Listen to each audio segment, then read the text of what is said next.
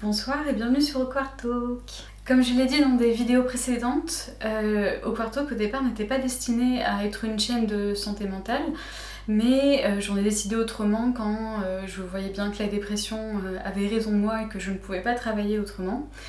Mais au départ, je voulais faire des vidéos sur des sujets de société qui m'intéressent et de lancer un peu des débats sur internet. Je suis un peu maso, parce que c'est dangereux. Je sais qu'il va y avoir plein de haters, tout ça, mais je trouvais ça intéressant de parler de sujets qui sont assez peu abordés par les médias traditionnels et aussi par des sujets qui touchent surtout notre génération. Du coup, je vais faire une super transition.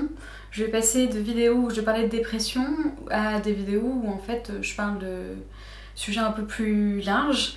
Et c'est le cas aujourd'hui parce que j'aimerais bien aborder le sujet de la place dans la société. Évidemment, moi, c'est quelque chose qui m'angoisse beaucoup au quotidien, qui est directement lié, entre autres, à mes problèmes mentaux, mais je crois que je suis pas du tout la seule à en souffrir. Et pour cause, on peut bien voir que dans notre système éducatif, on pose beaucoup trop de pression aux lycéens qui sont censés savoir en fait exactement ce qu'ils vont choisir pour rejoindre la force de travail française et faire partie du rythme métro-boulot-dodo, quoi, et leur participation et payer les retraites des boomers. Je vais essayer d'être le plus neutre possible dans mes propos, mais je pense que mes convictions politiques vont sans doute passer à travers l'émail du filet de temps en temps, et c'est pas grave. Voilà, mais je veux juste rappeler que vous avez tout à fait le droit de ne pas être d'accord avec mes idées et que je saurai les mettre de côté quand ce sera nécessaire.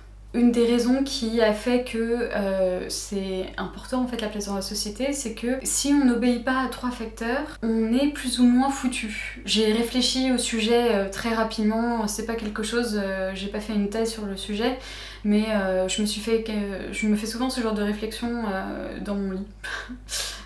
TMI. Mais voilà, je me fais souvent ce genre de réflexion avant d'aller dormir et du coup j'ai déterminé 3 facteurs qui pourraient contribuer à marginaliser des gens de la société.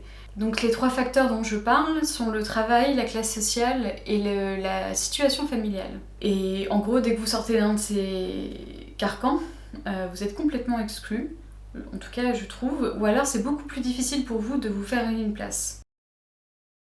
Je vais commencer par mon préféré qui est le travail, parce que c'est celui qui me pose le plus de problèmes dans ma vie personnelle. Je vais l'aborder d'une façon assez personnelle parce que sinon, si on fait de la théorie tout le temps, je pense que je vais vous saouler et moi aussi. Surtout que je suis en train de tourner en pleine canicule et que je suis en train de me liquéfier littéralement devant vos yeux ébahis. Et dans mon cas, je sais que j'ai eu beaucoup de discussions avec ma mère, qui vient d'une toute autre génération, vu qu'elle est de 60, vis-à-vis de l'appréciation du monde du travail, qui a énormément changé entre le moment où elle avait 23 ans et le moment où moi j'avais 23 ans. Déjà parce que à 23 ans, elle avait déjà son travail et terminé ses études, avec son propre appartement, alors que moi, à 23 ans, j'avais même pas terminé la fac. Et encore, j'ai fait quelques reconversions professionnelles qui m'ont rajouté des années en plus. Je pense que là aussi, je suis pas du tout la seule concernée par ce problème-là. D'ailleurs, je le vois avec des amis. Il y a quand même un énorme allongement du temps d'études pour trouver un travail. On nous expliquait en fac de droit qu'une fois le Master 2 obtenu, donc au bout de 5 ans d'études, donc, on aurait un emploi. Ce qui est très rarement le cas, parce que par exemple j'ai une amie qui a validé son Master 1, mais comme il y a beaucoup plus d'élèves en Master 1 qu'en Master 2, et il n'y a pas assez de place pour tout le monde, du coup elle a dû refaire un autre Master 1 pour pouvoir rentrer en Master 2, et du coup ça revenait à redoubler une année qu'elle avait déjà validée en fait. Et encore, je crois même qu'elle a dû faire un deuxième Master 2 pour se spécialiser encore plus, et du coup augmenter ses chances sur le marché du travail. Et tout ça pourquoi ? Pour que finalement elle change complètement d'orientation et elle est aujourd'hui dans l'éducation. Puis le travail, ça dépend énormément de la filière que vous allez choisir, parce que j'ai en tête notamment un passage télévisé d'Emmanuel Macron qui conseillait à un horticulteur de se reconvertir dans la restauration et qu'il n'aurait plus qu'à traverser la rue pour trouver du travail. Vous voulez travailler dans quel secteur? De base, je suis horticole et j'ai envoyé partout dans les mairies, ils prennent pas. Dans l'hôtellerie, le café, la restauration. dans le bâtiment, il n'y a pas un endroit où je vais où je ne dis pas qu'ils cherchent des gens. Je traverse la rue, je vous en trouve, ils veulent simplement des gens qui sont prêts à travailler. Voilà, donc effectivement, peut-être qu'il n'aurait qu'à traverser la rue pour trouver du travail. En attendant, il est quand même horticulteur, donc voilà. On peut être très bon horticulteur et très mauvais serveur. Tout ça pour dire que c'est un peu compliqué aujourd'hui de se faire une place, notamment en droit où on doit avoir une tonne d'expérience professionnelle alors qu'on nous offre que des stages non rémunérés, bien évidemment, sans penser au numerus clausus des notaires, sans penser à ceux dont les études débouchent sur un corps de métier dont le turnover est très réduit. C'est clair que ça donne pas très envie. C'est qu'un détail. Voilà, j'essaye d'aborder le sujet un peu rapidement pour qu'on puisse en discuter plus en profondeur éventuellement dans les commentaires. Et si jamais certains d'entre vous ont des réflexions pertinentes, ça me ferait très plaisir d'y répondre et de les traiter éventuellement dans une seconde vidéo qui suit pour vous inclure un peu plus et que ce soit pas juste moi qui fasse un monologue devant ma caméra. Quand je parlais de la classe sociale, je pense notamment à un exemple qui va être très parlant, c'est que dans ma ville où je faisais mes études, donc de droit, il y a aussi une très grande école de commerce qui est juste à côté. Et pendant que j'étais étudiante, des journalistes avaient décidé de faire un reportage sur les étudiants de notre ville. On comparait des exemples d'étudiants dans ma fac, mais aussi d'étudiants dans cette école de commerce. Je me rappelle d'un notamment qui avait fait un commentaire vraiment chef's kiss, quoi, qui m'avait vraiment marqué. Il disait avec toute la confiance du monde en fait que lui, il se demande pas s'il va avoir un travail, il se demande juste combien il va être payé. Donc effectivement, toutes les situations ne se valent pas, surtout quand on sait que l'année était à 17 211 €. C'est vrai qu'à ce prix-là, on peut être assez confiant dans la vie. Alors j'ai rien contre les riches, évidemment, mais c'est clair que quand tu sors d'une LEA, c'est un peu plus compliqué d'avoir un travail et la même employabilité. Et d'où la référence à la classe sociale, parce que la classe sociale, elle est aussi déterminée par les revenus des parents des étudiants. Autant vous dire que c'est ma façon de rager, parce que moi j'avais pas l'argent du tout pour. Lui, par contre, s'il a mon âge, je ne doute pas une seconde qu'il avait parfaitement raison et qu'il est employé quelque part dans une entreprise qui paye très bien les juniors. Comme on a pu le voir avec les confinements successifs et l'école à la maison, on voit bien que les conditions de travail des élèves ne sont pas du tout égales.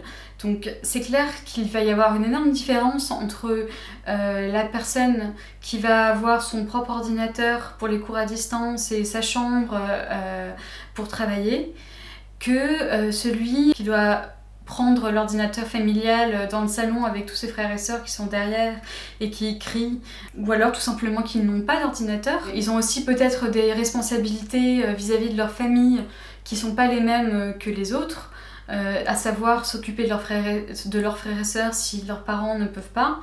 En tout cas avoir des tâches de responsabilisation beaucoup plus importantes et qui vont prendre en fait sur leur temps de travail pour les devoirs. Si j'ai mis les situations familiales en dehors de la classe sociale, parce que là c'est le premier exemple que j'ai donné en fait appartenait plus au sujet d'avant, c'est aussi parce que je voulais inclure les injonctions que la société fait aux gens de mon âge, notamment aux femmes d'une trentaine d'années, où maintenant en fait c'est la saison c'est l'âge en fait où on se marie, où on commence à avoir des enfants, où les femmes doivent choisir entre leurs enfants et leur carrière, où en fait si on ne rentre pas dans ce cadre-là comme moi par exemple, parce que je suis pas concernée par ça, on peut avoir beaucoup de réflexions dans notre cas, pourquoi tu t'es pas mariée, par exemple moi j'ai un copain mais mais on ne compte pas du tout se marier pour le moment et encore moins avoir des enfants. Du coup, c'est clair que ça met une pression sociétale déjà par rapport à la société en général, mais surtout au sein de notre propre famille. Et c'est quelque chose en fait auquel il faut s'habituer en fait. Il faut s'habituer à justifier ses choix de vie en permanence et du coup quand ils sont un peu marginaux, à savoir de pas suivre le modèle traditionnel, c'est un autre facteur d'exclusion de la société finalement. Alors pourquoi je parle de tout ça, c'est pas juste une vidéo pour me plaindre, c'est aussi parce que ça parle du besoin d'appartenance en fait des humains. Des humains. Des gens. À quel point ça prend une place dans nos vies et dans notre bien-être général. Soyons honnêtes, si l'homme a pu se dresser tout en haut de la chaîne alimentaire, c'est pas parce qu'il a été le plus rapide, ni parce qu'il était le plus intelligent. La force en fait des humains réside dans le groupe, dans l'appartenance. C'est comme ça d'ailleurs que nos ancêtres chassaient, c'était en groupe. C'était pas par leur force ni par leur vitesse démesurée qu'on se distinguait. Donc on est aussi des êtres doués de conscience, mais bon ça c'est un tout autre débat dans lequel je ne vais pas m'avancer.